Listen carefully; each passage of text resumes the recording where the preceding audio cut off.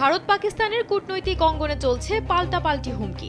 পাকিস্তানের field marshal Asim মুনির ফ্লোরিডায় বসেই ভারতের বিরুদ্ধে পারমাণবিক হামলার হুমকি ছুড়ে দিয়েছিলেন। সেই উত্তেজনার মাঝেই নয়াদিল্লি দেখিয়েছে নিজেদের নতুন দাপট।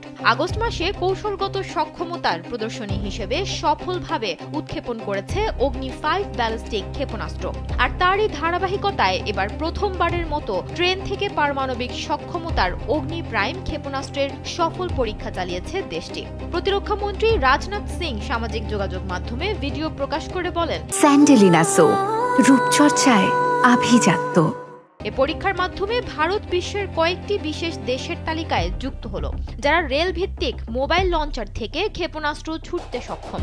অগ্নি প্রাইম ক্ষেপণাস্ত্রের পাল্লা প্রায় 2000 কিলোমিটার। সাধারণত সড়ক বা স্থায়ী ঘাঁটি থেকে ক্ষেপণাস্ত্র নিক্ষেপ করা হলেও এবার ভারতীয় রেলওয়ের লোকোমোটিভ টেনে নেওয়া একটি বিশেষ ট্রেন থেকে এটি ছোড়া হয়।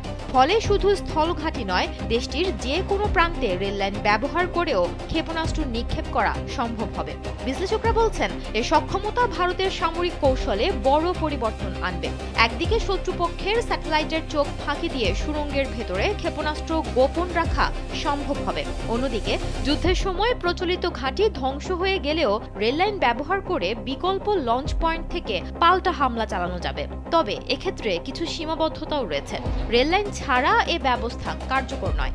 আবার শত্রুপক্ষ চাইলে রেলপথে নাশকতাও চালাতে পারে। তবুও ভারতীয় সেনাদের জন্য এটি বড় কৌশলগত সুবিধা হিসেবে দেখা হচ্ছে। রাশিয়া ও যুক্তরাষ্ট্র শীতল যুদ্ধের সময় থেকেই রেলভিত্তিক ক্ষেপণাস্ত্র ব্যবস্থা চালু করেছিল। চীনও এই প্রযুক্তি ব্যবহার করছে। এবার সেই তালিকায় যুক্ত হলো ভারত।